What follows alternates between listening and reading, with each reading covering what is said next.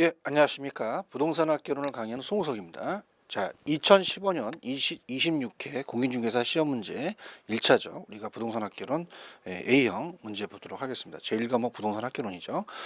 자, 26회의 시험 문제, 그 문제 자체가 조금은 작년보다 난이도가 한 중간 정도 됐다라고 보시면 됩니다.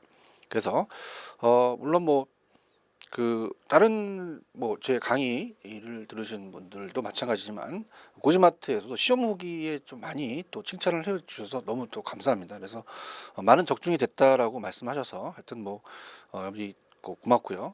하여튼 그걸 가지고 더욱더 저는 열심히 해서 27회 때는 더 우리 합격할 수 있게끔 더 하도록 하겠습니다.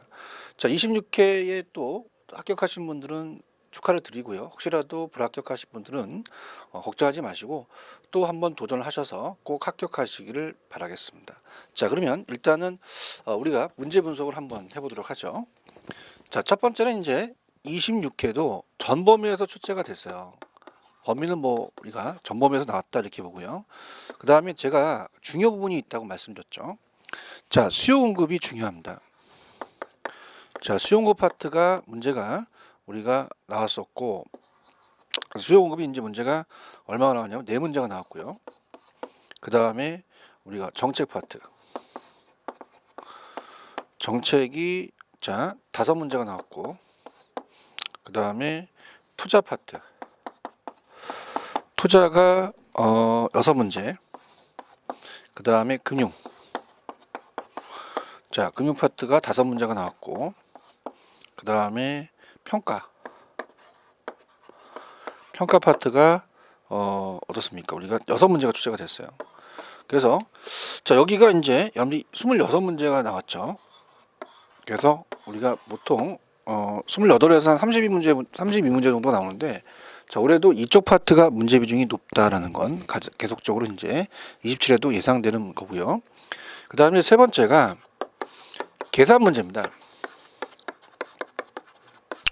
자, 25회 때는 좀 획기적이었죠. 25회 때는 계산 문제가 11문제가 출제가 됐어요.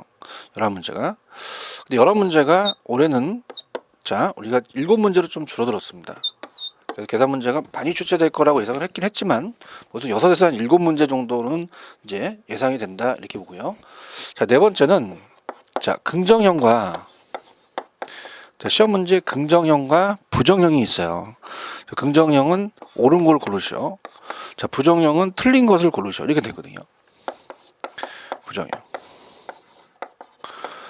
그럼 긍정형을 골라라라고 하는 것이 더 시험 문제가 난이도가 높습니다. 근데 부정형이 23문제가 나왔기 때문에 그래서 올해는 난이도는 그렇게 작년보다는 조금 난이도가 중간 정도였다라고 생각을 합니다.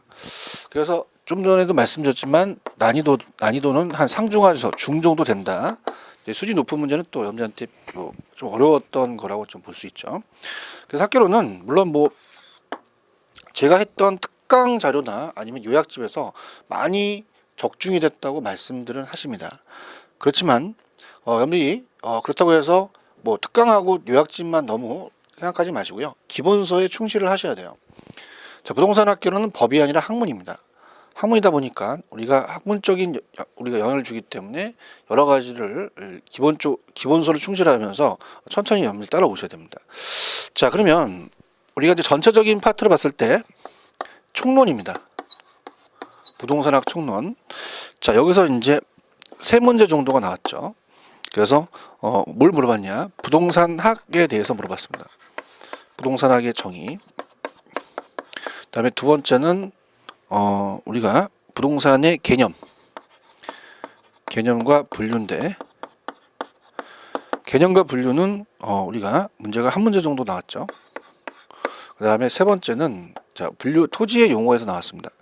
그 다음에 특성에서는 문제가 한 문제 배정이 되는데 영속성이라는 게 나왔기 때문에 특성에서 한 문제가 출제가 됐죠. 그래서 총 3문제가 나왔다 이렇게 보시면 되고요. 그 다음에 강론입니다. 그래서 강론 파트는 좀 전에 얘기했듯이 수요 공급이 출제가 많이 되죠. 수요 공급에서 4문제가 출제가 됐습니다. 4문제. 그 다음에 우리가 각각 경기 변동하고 경기 변동에서 하나, 그다음에 세 번째 시장 파트에서 하나, 그다음에 네 번째 지대와 입지에서 한 문제가 나왔고요. 그다음에 정책 파트에서 우리가 5문제가 나왔어요. 그다음에 우리가 투자 파트죠. 투자에서 6, 그다음에 금융에서 5, 그다음에 이용과 개발 파트에서 문제가 4문제가 나왔고요.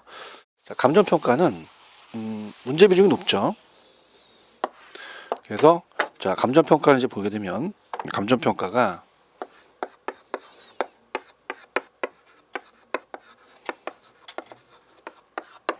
평가론 파트가 6문제가 나왔어요. 그래서 이제 뭐 기초 이론에서는 좀 안 나왔었고요.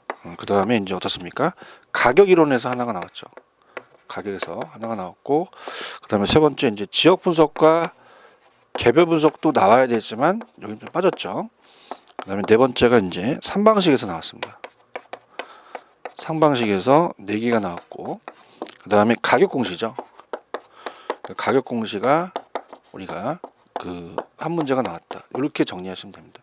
그래서 이제 아까도 봤지만은 문제가 높은 쪽 위주로 여기 조금 준비를 하시면 돼요. 자, 그래서 이제 1번서부터 천천히 이제 분석을 하면서 들어가도록 하겠습니다. 갑니다. 자, 내용을 이제 확인하겠습니다.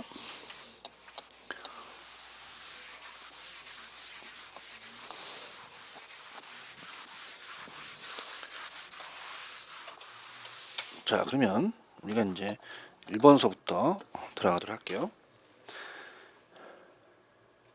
자, 부동산학 총론에서 한 문제가 나왔다라고 얘기했죠. 자, 그래서 이제 일단은 답부터 먼저 확인해 볼게요. 정답은 부동산학에서 가장 설명 중에서 틀린 것은 우리가 5번이 정답입니다. 자, 부동산학의 일반 원칙은 안정성의 원칙이 아니라 능률성의 원칙이 맞아요. 능률성의 원칙. 소유 활동에 있어서 채용을 지도 원리로 삼고 있다는 자체는 능률성이라고 하셔야 됩니다. 활동을 능률화해야 되는 것이 가장 우리가 지도 원리 중에서 일반 원칙이 가장 중요한 거죠. 그래서 안정성을 능률성이다 이렇게 하셨어야지 맞아요. 그럼 다른 것들은 볼게요. 자, 우리가 과학이라는 것을 우리 부동산과학은 순수과학과 응용과학으로 구분할 때 부동산학은 순수과학이 아니라 응용과학입니다. 순수과학 하면 안 돼요. 응용과학 맞는 지문이고요. 부동산의 연구 대상은 활동과 현상이 있다. 정확하게 맞습니다. 자, 부동산의 접근 방법 중 종합식이라는 게 있어요. 종합식은 법경기죠. 법률, 경제, 기술 3가지 측면의 복합 개념으로 우리가 이걸 종합해서 이론을 구축하는 방법이다. 맞고요. 자, 부동산은 다양한 학문과 연계되어 있다는 점에서 종합학문적 성격을 갖고 있다. 그래서 1번이 정답입니다. 그래서 1번 문제는 부동산학의 정의를 물어봤기 때문에 무난하게 여러분들이 다 맞췄을 거라고 봐요. 그래서 이 문제는 이렇게 어려운 문제가 아니었습니다. 그래서 요거는 이제 좀 쉽게 우리가 풀었을 거라고 좀 보고요. 그 다음에 이제 두 번째 2번 문제입니다. 자, 토지의 자연적 우리가 특성 중 영속성에 관한 설명으로 옳은 것을 모두 고르죠. 이렇게 돼 있죠. 자, 그래서 기억서부터 가시면 토지의 집약적 이용을 한다. 그러면 토지 부족 문제의 근거로 된다는 것은 부중성과 관련되죠. 토지가 제한됐다는 것은. 그 다음에 소모를 전제로 해서 우리가 재생산 이론과 감가상각이 감가수정을 적용되지 않는다는 게 이게 영속성이에요. 그래서 니은번 들어가겠죠. 그 다음에 부동산 활동을 임장활동, 장소에 임해야 된다. 그 다음에 감정평가할 때 지역 분석을 해야 된다는 건 토지가 움직이지 못한다는 거죠. 그래서 부동성과 관련됩니다. 그 다음에 일물일가에 배제되고 하나의 물건이 하나의 가격 법칙이 적용되지 않는다는 것은 다 틀리다는 거죠. 자, 그래서 토지 시장의 상품 간의 완전한 대체가 제약이 된다는 것은 개별성과 관련되죠. 그 다음에 부동산 활동을 장기적으로 배려해야 되고 우리가 토지의 가치 보존율을 우수하게 한다는 오래 간다는 것이 영속성입니다. 그래서 여기서 영속성을 고르라고 말씀드렸잖아요. 그래서 기은하고 미음번이 났죠. 그래서 정답은 니은 미음번을 찾으셨어야 돼요. 그래서 정답은 2번이 정답이다. 이렇게 봅니다. 영세성 오랫동안 쓸 수 있기 때문에 우리 영속성이라는 것이 생기기 때문에 니은하고 미음이니까 우리가 정답은 우리가 2번이 정답이다. 이렇게 봅니다. 그래서 정답은 2번을 체크를 하셨어야 돼요. 그래서 2번이 정답이라는 거. 그래서 문제 비중이 우리가 이제 27에도 이런 식으로 나올 수가 있습니다. 그래서 토지는 자연적과 인문적 있는데 자연적 특성이 더 중요합니다. 그래서 우리가 27에도 이와 같이 시험 문제가 나올 거라고 저는 봐요. 그래서 꼭 2번이다라는 거 꼭 체크를 하시면서 우리가 27회를 준비하시는 분들도 이 자체를 이렇게 시험 문제가 나올 수 있다라는 거를 꼭 염두에 두시고 부동산의 특성, 자연적 특성을 꼭 열심히 공부를 하시기 바라고요. 자, 그다음 3번도 이 부동산의 활동에 따른 토지의 분류 중 지적 공부에 등록된 토지가 물에 침식되어 수면 밑으로 잠긴 토지다. 자, 포락지입니다. 개인의 사유지인 전이나 답이 집안이 절도돼서 무너져 버렸죠. 하천으로 변했습니다. 낙자가 떨어질 낙자죠. 그래서 제가 이걸 포락지를 정확하게 제가 적중됐다는 게 이 포락지의 제 문제 100선에 여기에 들어가 있어요. 그래서 제가 반드시 지적 공부에 등록된 토지가 물에 침식되어 잠겼다 이렇게 했습니다. 빈지가 잠긴 게 아니죠. 그래서 이렇게 해서 1번이 정답이라는 거. 그래서 포락지라는 것도 제가 예상 문제에서 예상을 해서 넣어놨던 게 나왔어요. 그래서 포락지라는 자체도 제가 적중을 했다 이렇게 봅니다. 자, 총론은 이렇게 세 문제로 배정이 됐습니다. 그래서 세 문제 정도는 무난하게 맞추셔서 다 요거는 다 맞히셔야 될 문제입니다. 그래서 세 문제는 무난하게 다 맞췄을 거라고 저는 보고요. 우리가 26회 때 보신 분들은 그 다음에 이제 수용급이죠. 수용급이 이제 문제가 배정이 또 되죠. 그래서 수용급 자체가 이제 좀 전에도 얘기했지만은 다 네 문제가 출제가 됐습니다. 자, 일단은 가볼게요. 자, 부동산 수요 중에서 수요 증가에 영향을 주는 요인을 모두 고른다면 다른 조건은 일정하다고 가정하자. 자, 그럼 어떻게 됩니까? 우리가 실질 소득이 증가했어요. 그럼 소득이 증가하니까 사는 사람들이 많아지니까 우리가 소득이 늘어나니까 당연히 수요가 증가하는 요인이 되겠죠. 기억번이 맞고요. 그다음에 거래세가 인상을 합니다. 그러면 수요가 감소하죠. 수요가 감소하는 원인이 되겠고, 대출 금리가 하락해요. 그럼 이자가 하락하니까 사람들이 돈 빌리기가 쉬우니까 수요가 증가를 하겠죠. 자, 이것도 정답이 되겠고요. 그 다음에 부동산의 가격 상승을 기대합니다. 상승에 대한 기대감이에요. 그러면 우리가 오르기 전에 지금 사겠죠. 그래서 수요가 더 증가한다는 겁니다. 그래서 니을도 맞고요. 그 다음에 인구가 감소해요. 그럼 인구가 감소하면 수요도 감소를 합니다. 그러면 기역, 디귿, 리을 이렇게 맞겠죠. 그래서 여기서 정답은 우리가 4번이 정답이죠. 기역, 디귿, 리을. 자, 이것도 이제 무난하게 수요 증가에 대해서 요인을 물어봤던 것도 여러분들이 문제 자체가 이렇게 어렵진 않았죠. 무난했다라고 봅니다. 그래서 4번 우리가 수용급에서 수요 증가에 대해서 우리가 영향을 주는 요인을 모두 고르셔 4번 기역, 디귿, 리을 이렇게 해서 보시면 되고요. 그렇다면 이제 27회 때는 어떻게 돼요? 수요가 감소되는 영향을 주는 요인을 또 물어볼 수가 있죠. 자, 이렇게 해서 준비를 하시고요. 그다음 이제 5번은 자, 약간 요 문제보다는 조금 난이도가 있습니다. 그래서 부동산 수요 및 공급에 관한 설명으로 틀린 것은 돼 있어요. 다른 조건은 일정하다고 가정하자. 자, 요거 정답은 3번이 먼저 정답입니다. 3번을 이렇게 생각을 해본다면요. 주택 가격이 상승을 합니다. 그러면 분양 아파트 가격이 올라가니까 자, 당연히 주거용지에 대한 공급을 늘리려고 하니까 주거용지의 공급량이 늘어날 거예요. 자, 우리가 주택에 대한 공급을 늘리니까 공급이 감소한다는 게 아니라 증가한다고 보셔야죠. 여기가 틀렸다고 봐야 됩니다. 그래서 감소가 아니라 증가된다. 자, 1번 아파트와 단독주택 관계가 대체제라고 나와 있죠. 그럼 아파트의 가격이 상승하면 단독주택 수요가 증가하죠. 그래서 우리가 어떻습니까? 다시 또 단독주택 가격을 상승시키겠죠. 그 다음에 2번 건축 우리가 기자재 자격이 상승했다. 그럼 주택 가격이 변하지 않는다면 주택 공급은 또 감소할 것이죠. 그래서 가격이 변화 없으면 또 우리가 감소할 수도 있다는 거죠. 왜냐하면은 이 기자재 가격이 상승한다는 건 건축 원자재 가격이 올라가잖아요. 공급이 감소할 수 있고, 완전 경쟁 4번 완전 경쟁 시장에서 부동산 공급량은 현 한계 비용 곡선이 가격 곡선과 일치하는 지점에서 결정이 된다, 이렇게 또 얘기를 했습니다. 그래서 공급량에 대해서 우리가 이 공급 곡선 한계 비용 곡선과 가격 곡선이 일치하는 점에서 결정이 된다는 것도 예전에 말씀드렸고요. 자, 부동산의 물리적 공급은 단기적으로는 비탄력적이다. 자, 단기적으로는 공급하기가 힘들어요. 그렇기 때문에 우리가 탄력적이 아니라 비탄력적이다, 이렇게 해서 맞죠. 그래서 정답은 3번이 정답입니다.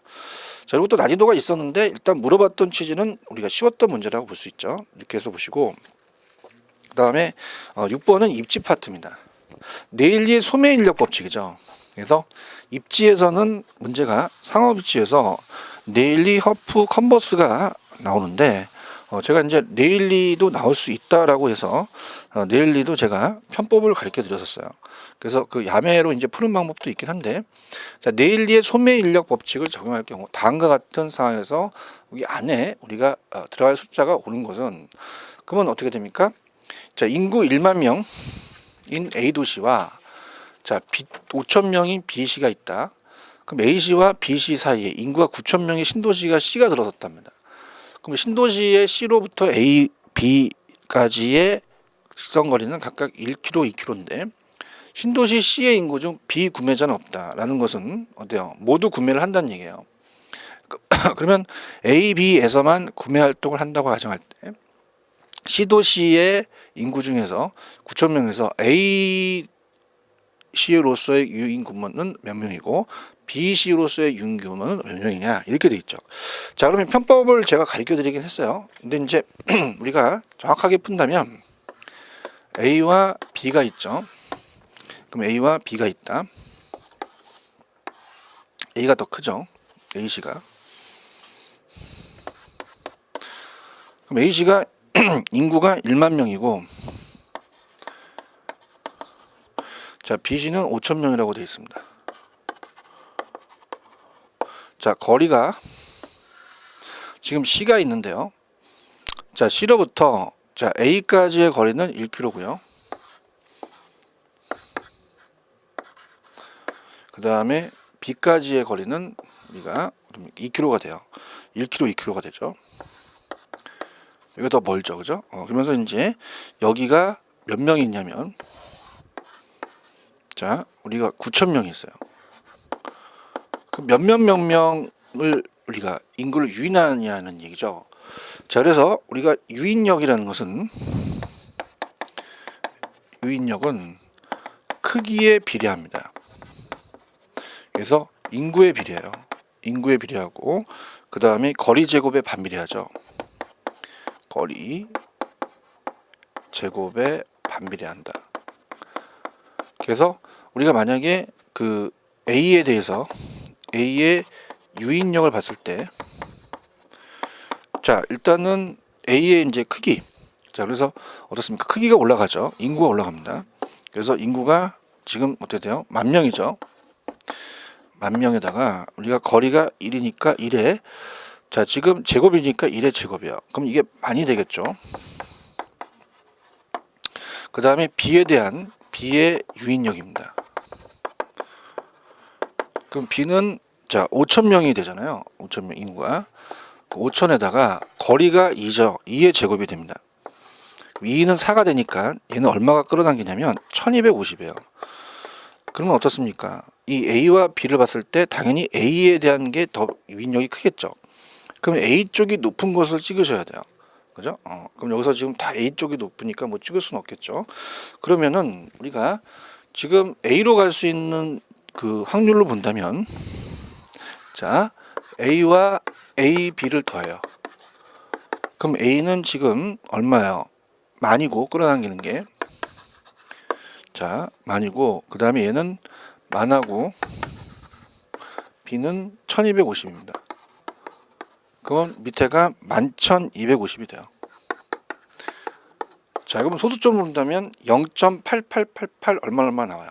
그죠? 그러면 우리가 반올림을 한다면 0.8888 나오기 때문에 8, 9 이렇게 해서 우리가 88.89 이렇게 됩니다. 퍼센트가. 그러면은 자, 여기 9,000명에다가 우리가 88.89를 곱해버려요. 그죠? 그러면은 9,000명에서 88.89를 곱해버리면 8,000 정도가 떨어집니다. 그럼 우리가 A에 갈 수 있는 인원은 8,000이 되고요. B는 1,000이다. 이렇게 떨어져요. 근데 제가 야매로 이렇게 한다 그랬어요. 이렇게 하면 생각이 드실 거예요. 인구에 비례합니다. 그래서 처음에 이 기출문제 강의를 들으신 분들은 이거는 이해를 못 하실 거예요. 근데 나중에 제가 레일리의 수비인력 법칙을 편법으로 푸는 방법이 있습니다. 그럼 A와 B가 있다. 그럼 당연히 엄마 어떻겠습니까? A와 B가 얘가 1만 명이고 얘가 5천 명이면 2대 1이라는 얘기예요. 그다음에 거리 제곱의 반비례예요. 반비례. 그럼 거리는 바꾸라 그랬어요. 자, 지금 1km, 2km니까 자, 어떻습니까? 2km, 1km가 되는 거죠. 바꾸니까. 그다음에 여기다가 제곱을 한 다음에 요게 곱하는 게 유인력이에요. 그럼 어떻습니까? 2는 4잖아요. 그럼 4이 8이니까 8대 1이라는 얘기죠. 자, 그래서 9,000명을 낸 이유는 뭘까요? 자, 9,000명에서 우리가 8대 1이라는 건 8과 1을 더하면 9가 됩니다. 그래서 우리가 어떻습니까? 그래서 8,000, 1,000 이렇게 나눈 거죠. 그죠? 9분의 8, 9분의 1이니까 이렇게 해서 낸 거죠. 그래서 정답은 5번이다.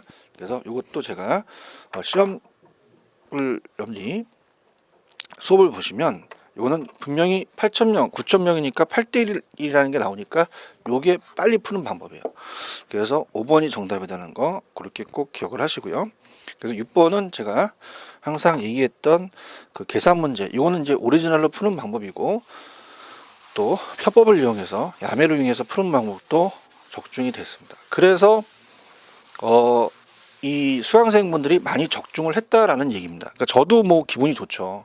이렇게 시험을 나왔다는 자체는 제가 했던 거에서 우리가 나왔으니까 어느 정도 저도 보람을 느끼면서 우리가 할 수 있어요. 자, 그다음에 이제 처음에 좀 어렵게 나왔던 게 이제 수용급이죠. 그래서 이제 A 지역의 오피스텔의 시장 공급량은 QS다. QS가 이제 공급량입니다. 3P이고요. 그다음에 A 지역의 오피스텔 시장 수요 함수가 QD1은 이제 수요 함수죠. QD1은 1200-P에서 QD2는 1600-P로 변화하였다. 이때 A 지역의 오피스텔 시장의 균형 가격이 변하는 단 P는 가격, Q 우리가 D1과 TUD2는 수요량이 다른 조건을 일정하다고 가정하자. 자, 그러면은 자, 이거는 여러분 어떻습니까? 우리가 일단은 이렇게 보시면 돼요. 지금 그 공급량이 QS는 3P라는 얘기죠. 그러면 자, 이거는 그래프를 한번 그려볼게요. 자, 이것도 제가 19회 때 나왔기 때문에 예상 문제에 넣었던 문제입니다. 이게 나올 수 있다라는 얘기죠. 그래서 공급하고 수요가 있어서 자, 이런 얘기를 했습니다. 자, 가격하고 양이 결정이 되는데요. 자, 지금 어떻습니까? 여기 상황에서 자, QS는 우리가 3P라는 자체는 공급은 일정하다는 얘기예요. 그럼 공급은 일정한 상태에서 자, 지금 함수가 QD1에서 QD2로 움직였습니다. 이렇게 돼요. D1에서 D2거든요. 그래서 P1, Q1이 이제 초과 수요가 되니까 가격이 상승을 하고요. 2로. 그 다음에 얘도 Q2로 움직인다는 얘기예요. 자, 그런다면은 자, 지금 이거를 어떻게 알았냐 이렇게 보면요. 자, 분명히 제가 얘기했습니다. QD1은 1200 마이너스 P고 그 다음에 QD2는요 1600 마이너스 P면서 제가 기출문제는 항상 이 뒤에 P는 똑같이 나온다고 말씀드렸어요. 그 상태에서 이 숫자가 움직이면서 어떻습니까? 숫자가 높아졌거든요. 그러면 수요가 무조건 증가라는 얘기예요. 그러면 가격이 상승 쪽에서 맞출 수 있었어야죠. 다른 것들은 찍으시면 안 됩니다. 그래서 둘 중에 정답이 됐던 거죠. 그죠? 그래서 이제 여러분들이 어떻습니까? 일단 직접적으로 한번 대입을 해보면 자, QS라는 아까 3P는 똑같아요. QS 3P는 자, 그래서 이걸 갖게 합니다. 그러면 넘어가시면 4P가 되고 1200이 되니까 P는 원래의 가격이 300이었다는 얘기예요. 그러니까 원래 가격이 300에서 얼마가 상승해서 얼마만큼 상승했냐는 얘기죠. 그러면 이거와 이걸 같게 만들면 1600에서 P는 3P가 되니까 1600은 넘어가시면 4P가 돼요. 그 P는 400이 되잖아요. 그러면은 300에서 400으로 상승했다는 얘기죠. 그럼 얼마만큼 상승했냐면 100만큼 상승한 거죠. 그래서 정답은 4번이 정답이다. 이렇게 염려 체크를 하셔야 됩니다. 그래서 이것도 제가 푸는 방법을 또 요령을 가르쳐 드리면서 자, 요거 문제 나올 수 있습니다 라고 했던 계산 문제였습니다. 그래서 또 적중이 됐고, 자, 그래서 이제 7번은 그렇게 해서 수요공급이 됐고요. 자, 8번도 이제 우리가 그 수요와 공급과 연결되는 부분에서 거래세 인상에 대해서 얘기를 했는데요. 그래서 수요 공급이 이제 정책과도 관련이 되죠. 그래서 이제 우리가 7번 문제는 뭐 계산 문제였지만 그래도 기출하고 거의 유사했었기 때문에 그래서 아무리 공부만 조금 하셨어도 풀어나갈 수 있었을 거라고 저는 믿고요. 그 다음에 이제 뭐 8번 문제가 약간 좀 어려웠던 문제지만은 그래도 내용을 볼게요. 주택 구입에 대한 거래세가 있습니다. 인상에 따른 경제적 후생의 변화로 틀린 것은 이렇게 돼 있죠. 자, 우상향하는 공급 곡선과 우하향하는 수요 곡선은 그렇게 큰 의미는 없어요. 생긴 모양이죠. 다른 조건은 일정하다. 그래서 이렇게 보시면, 자, 일단은 답은 5번이 정답인데 첫 번째부터 갈게요. 자, 우리가 수요 곡선이 공급 곡선에 비해서 탄력적이라는 것은 수요가 더 유리하다는 얘기예요. 그러면 수요자에 비해 공급자 부담이 더 커지겠죠. 공급 곡선이 수요 곡선에 비해서 더 탄력적이다. 그럼 공급이 더 탄력적이에요. 그럼 공급자에 비해 수요자 부담이 커지겠죠. 수요자가 실질적으로 지불하는 금액이 상승함으로 소비자 잉여는 감소한다. 자, 이거는 무슨 말이냐? 자, 이렇게 볼게요. 자, 예를 들어서 이 거래세라는 게 수요 공급 서로 나누어서 이제 부담하면 수요자 공급자 모두 불리해집니다. 그래서 경제적 순손실을 발생한다 이렇게 얘기하는데요. 자, 이렇게 볼게요. 가격과 양이 있으면 자, 공급과 수요에서 균형을 이룹니다. 그래서 만약에 칠판주기 가격이 1,000원이라고 봐요. 그럼 10개를 구매하고 있었는데 정부가 세금을 부과시킵니다. 그래서 공급자한테 부과시키게 되면 공급 곡선이 좌상향 이동을 해요. 그럼 이만큼 우리가 세금을 100원을 부과시켰어요. 세금 부과. 항상 제가 수업 시간에 얘기를 하는 건데, 그럼 어떻습니까? 우리가 세금을 부과한 것만큼 전가시키죠. 그래서 가격이 올라가게 돼요. 그 가격이 올라가게 되면 만약에 1,060원을 우리가 만약에 소비자가 냈어요. 그럼 어떻습니까? 그 밑에 부분을 공급자가 부담을 한 거죠. 요거는 공급자가 부담을 하고, 자, 위에 있는 요 부분을 우리가 어떻습니까? 소비자가 부담을 하게 돼요. 그럼 어떻습니까? 우리가 양이 확 줄면서 거래가 줄어들죠. 그렇죠? 그러면서 우리가 이 소비자는 금액이 올라갔으니까 60원만큼 더 내야 되잖아요. 소비자 잉여는 감소했다는 얘기죠. 그죠? 그래서 이제 우리가 정확하게 본다면 이렇게 해서 이 부분이 이제 우리가 이 생산자 잉여고 얘가 소비자 잉여입니다. 근데 이 자체가 줄어들었다는 얘기입니다. 그죠? 감소했다는 얘기죠. 요만큼 이제 후생 손실이 생긴다는 건데 이런 건 뭐 연비 생각하실 필요가 없고 그냥 소비자가 가격이 상승했으니까 어때요? 이해를 하시면 아, 얘가 금액이 1,000원인데 1,060원으로 상승했으니까 60원만큼 더 부담을 했죠. 소비자가 원하는 잉여는 감소했다는 건 이렇게 기억을 하셔야 됩니다. 자, 이거 이해하실 수 있다고 보고요. 그 다음에 이제 공급자가 받는 가격이 자, 이렇게 봅니다. 자, 하락했어요. 그래서 공급자가 받는 실질적인 가격이죠. 그죠? 생산자 가격이라고 하는데, 자, 그럼 무슨 말이냐? 얘가 1,000원에서 우리가 100원을 부과시키면 얘가 60원 부담하고 공급자가 40원을 낸 겁니다. 그럼 실질적으로는 1,000원에 파는 게 아니죠. 960원에 팔아버린 거죠. 그럼 공급자가 받는 실질적인 생산자 가격이 하락했다는 겁니다. 그래서 생산자가 받는 잉여가 또 감소됐다는 거죠.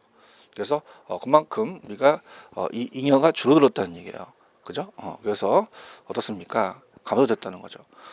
그럼 거래세 인상에 의해서 세수입 증가분은 정부의 기속됨으로 자, 세금은 정부가 기속된다고 하더라도 전체적인 후생 손실을 봤을 때 경제적 순손실은 발생되지 않는 게 아니라 지금 생산자 잉여와 소비자 잉여가 감소됐기 때문에 이 손실분이 발생한다는 거죠. 그래서 이 어떻습니까? 거래세를 증가하게 되면 우리 인상을 하게 되면 수요 공급 서로 나누어서 부담하기 때문에 수요자 공급자 모두 불리합니다. 그래서 경제적 순손실이 발생하지 않는 게 아니라 발생한다고 하셔야 돼요. 그래서 거래량이 줄고 사회적 후생 손실이 발생합니다. 그래서 밑에 우리가 거래세 우리가 인상에 인한 세수입 증가분은 이 정부에 기속하게 되므로 경제 순손실은 발생하지 않는다가 아니라 발생한다라고 하셔야 돼요. 사회적 후생 손실이 발생한다는 얘기죠. 그래서 요게 연비 틀렸다고 봐야 돼요. 그러니까 소비자 잉여와 생산자 잉여가 주면서 우리가 전체적인 이 어떻습니까? 이 사회적 우리 그 경제적 순손실을 발생한다라고 해야지 발생하지 않는다라는 게 틀렸죠. 이게 좀 어렵긴 했지만 그래도 충분히 강의를 들었던 분들은 이렇게 해서 제가 예상 문제에서도 공급자가 원하는 가격은 자기가 원하는 이 생산자 잉여는 감소하고 소비자 잉여도 감소해서 우리가 거래가 줄더라 이렇게 얘기했었죠. 그죠? 그래서 발생하지 않는 데 아니라 발생한다라고 하셨어야 됩니다. 그래서 이게 조금 난이도가 있었다라고 보는데 그래도 뭐 다른 지문이 우리가 정확하게 맞기 때문에 얘가 틀린 거를 잡아낼 수 있었다는 건 뭐 우리가 쉽게 잡았을 거라고 전 보고요. 자, 그 다음에 이제 우리가 9번으로 갑니다. 자, 9번으로 가시면 금융 파트죠. 금융 파트 우리가 들어가 보도록 할게요. 그래서 요번에 시험 문제가 금융 파트는 5문제가 출제가 됐습니다. 예상됐던 문제가 더 나왔죠. 그래서 이제 우리가 부동산 금융에 관한 설명 중 틀린 것은 먼저 답부터 보면 2번부터 틀렸죠. 자, 시장 이자율이 대출 약정 이자보다 높아지면이 아니라 낮아졌을 때요. 자, 어떻습니까? 대출 약정 이자라는 자체는 지금 이 약정 이자가 차입자가 고정금리로 대출을 받은 이자거든요. 그럼 시장 이자가 약정 이자 높은 게 아니라 낮았을 때라고 하셔야 돼요. 그럼 어떻습니까? 차입자는 기존 대출금을 조기상하는 것이 유리하다. 자, 고정금리 차입자가 싸게 빌려서 우리가 비싼 이자 갚아버리면 되거든요. 그죠? 이자가 싸니까. 그래서 조기상환해버려요. 만기 전 변제라고 하죠. 그래서 높아지면이 아니라 낮아지면 이렇게 가셨어야 돼요. 낮아지면. 그래서 이것도 제가 예상했던 겁니다. 그래서 제가 조기상환 그러면 시장 이자율이 낮을 때 이렇게 암기하라고 말씀을 드렸죠. 그래서 적중이 됐어요. 자, 그러면 1번 한국주택금융공사는 주택저당 채권을 기초로 해서 주택저당 증권 MBS를 발행하죠. 하고 있다. 자, 3번 자금 조달 방법 중 부동산 신디케이트는 제가 지분금융이라고 그랬죠. 이 신디케이트는 투자자 모집이기 때문에 우리가 투자자한테 지분을 판매하는 거죠. 지분형이다. 그래서 지분금융도 계속 강조했었고 부동산 금융은 부동산을 운영 대상으로 해서 필요한 자금을 조달하여 일련의 가정이라고 할 수도 있다. 자, 프로젝트 파이낸싱은 금융은 수구가 아니라 비수구라 그랬어요. 근데 제가 제한적 수구 금융이라고 분명히 말씀드렸죠. 정답은 2번이 정답이다. 이렇게 보고요. 자, 10번은 제가 니츠는 꼭 나온다고 말씀드렸죠. 그래서 니츠 그래서 예상했던 것만큼 니츠도 나왔습니다. 그래서 리츠에 대해서 우리가 보겠는데요. 우리나라의 그 부동산 투자회사의 리츠에 관한 설명으로 옳은 것은 이렇게 되어 있어요. 자, 우리가 자기관리는요. 1번이 맞죠. 제가 이 부동산 투자의 설립자본금이 나올 것이다 얘기했어요. 당연히 5억이 아니라 10억으로 상향 조정됐죠. 그래서 요게 이제 답이 된다는 거. 그래서 이렇게 해서 봅니다. 그래서 리츠라는 자체는 법이 올해 안 바뀌었습니다. 근데 이제 시험이 끝나고 이제 법이 좀 바뀌었어요. 그래서 내년을 준비하시는 분들은 니츠는 법이 싹 바뀔 겁니다. 그래서 올해 시험만 이 법이 안 바뀌었기 때문에 10억이라는 걸 1번 수월하게 맞췄을 거라고 보고요. 그 다음에 위탁관리는 어떻죠? 부동산 투자의 설립자본금은 얘는 3억이 아니라 5억이 되죠. 5단이에요. 얘는 무조건 제가 5단이라 그랬잖아요. 5억이며 그 다음에 영업인가 후 6개월 이내 우리가 30억이 아니라 50억이죠. 그래서 5억, 50억 이렇게 해서 바꿔주었어야 되고요. 그 다음에 부동산 이 자기관리 투자회사와 기업구정 부동산회사는 실체형회사의 형태로 운영된다. 자, 어떻습니까? 우리가 여기서 이제 계속 강조됐던 거였는데요. 자기관리는 직접 자기가 관리해요. 그 때문에 실체형입니다. 실체형. 상근 임직원이 있죠. 근데 위탁 관리하고 부도난 회사 사들이는 기업 구조조정은 자, 얘네들은 명목입니다. 자산관리회사한테 위탁을 하죠. 페이퍼 컴퍼니예요. 그 때문에 실체형이 아니라 제가 명목형이라고 말씀을 드렸어요. 그래서 우리가 여기서 이제 틀린 거를 잡아내면, 자, 위탁 자가관리 부동산 투자는 실체형 회사가 맞습니다. 근데 기업형 투자 회사는 실체가 아니라 명목형이죠. 이게 틀렸다고 봐야 되고요. 자, 위탁관리 부동산 투자에서는 본점 외에 지점을 설치할 수 있다가 아니라 없다고 하셔야 돼요. 없으면 직원을 고용하거나 상근임을 둘 수가 없다라고 하셨어야 합니다. 그다음에 부동산 투자회사는 금융기관부터 자금을 차입할 수도 있죠. 차입 사채가 가능합니다. 차입할 수 있다라고 하셨어야죠. 그래서 이렇게 여러분이 꼭 체크를 하셔서 정답은 1번이다. 이렇게 정리를 해두십니다. 자, 금융 이렇게 해서 우리가 정답은 1번이고요. 11번도 예상했던 겁니다. LTV와 DTI는 제가 분명히 한 문제 정도 배정이 된다 그랬잖아요. 그래서 LTV와 DTI도 문제가 하나가 나오죠. 그래서 LTV와 DTI도 문제가 한 문제가 나왔습니다.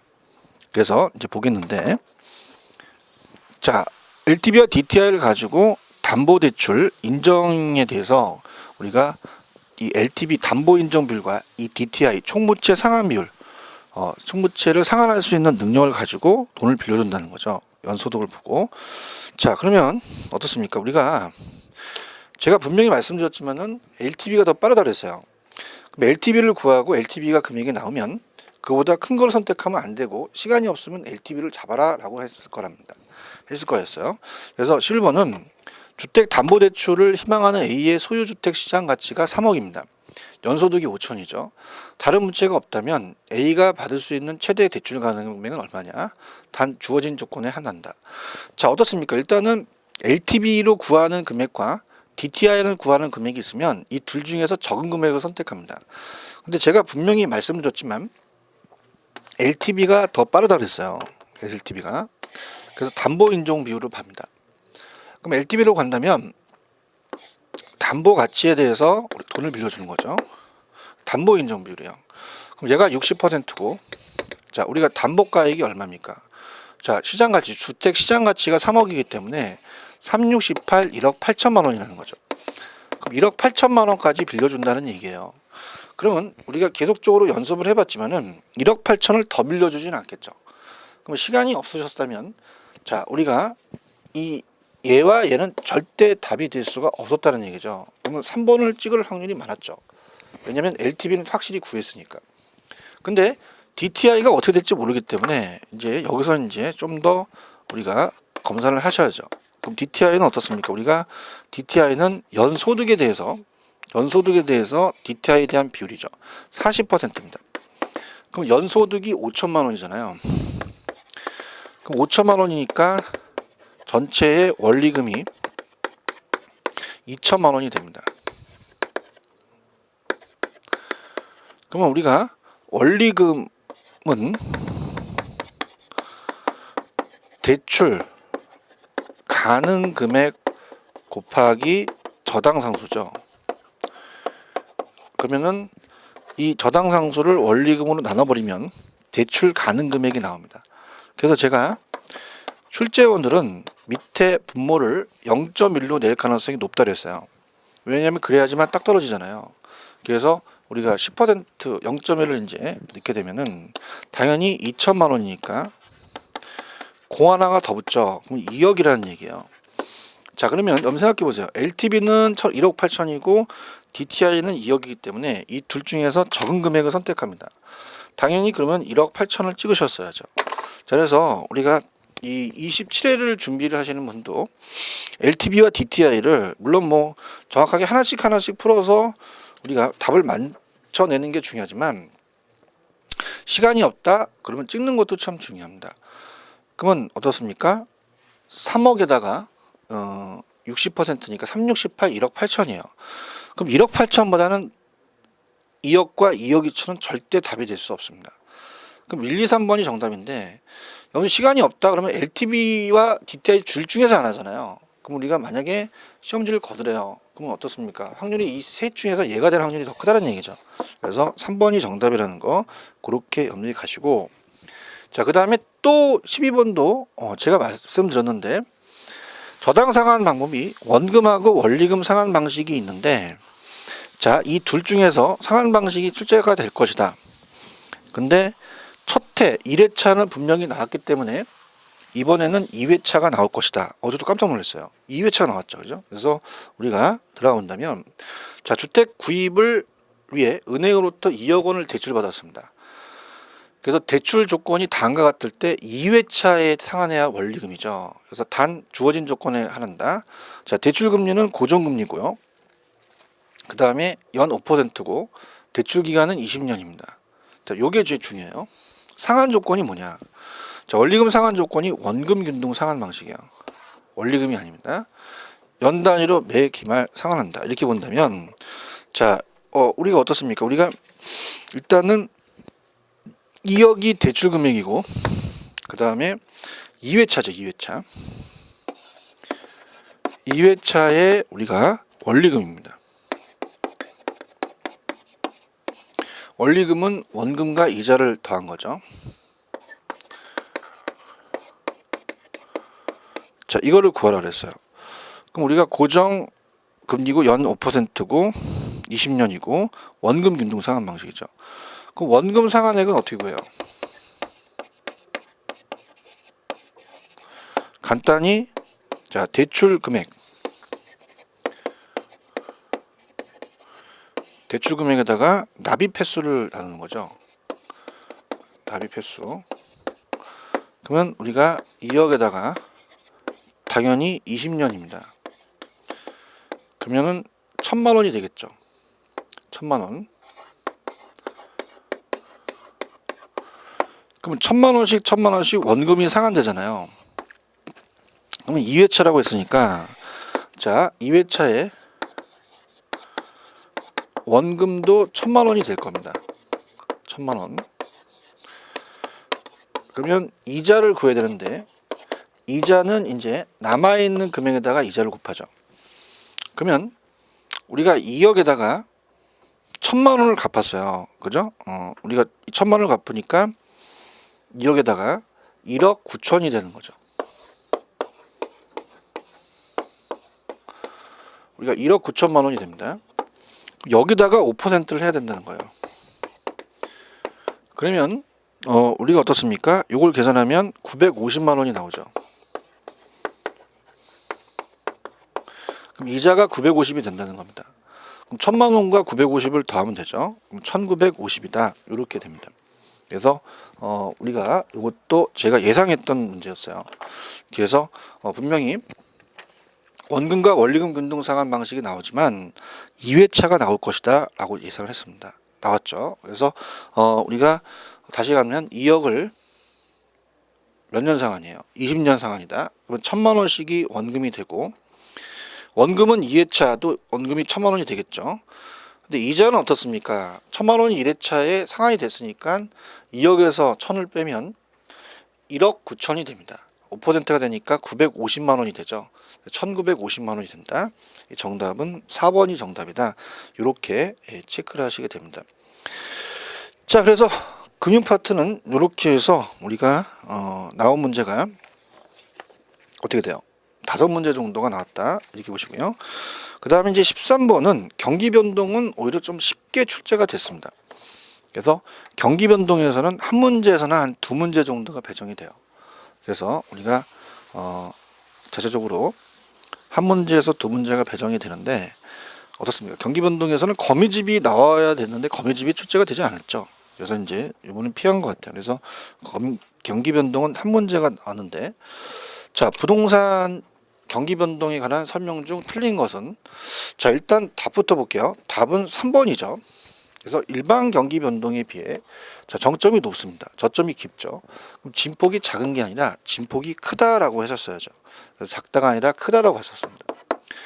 그 다음에 1번 부동산 시장은 일반 경기 변동과 같은 회복, 상호화에다 그랬죠. 그래서 4가지 국면 외에 안정시장이라는 국면이 있다. 맞고요.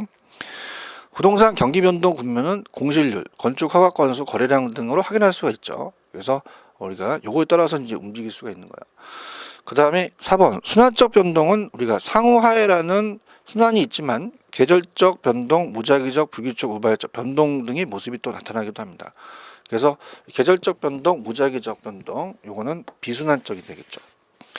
자, 상향 국면은 올라갑니다. 그럼 직전 회복 국면의 거래 가격은 새로운 거래 가격이 하한선이 되겠죠. 과거는. 그래서 이렇게 해서 여러분들이 정답은 3번이 정답이다. 이렇게 해서 무난하게 나왔다고 봅니다. 됐습니다. 이렇게 하고요. 자, 우리가 14번서부터는 제가 조금만 쉬었다가 14번으로 들어가도록 하겠습니다.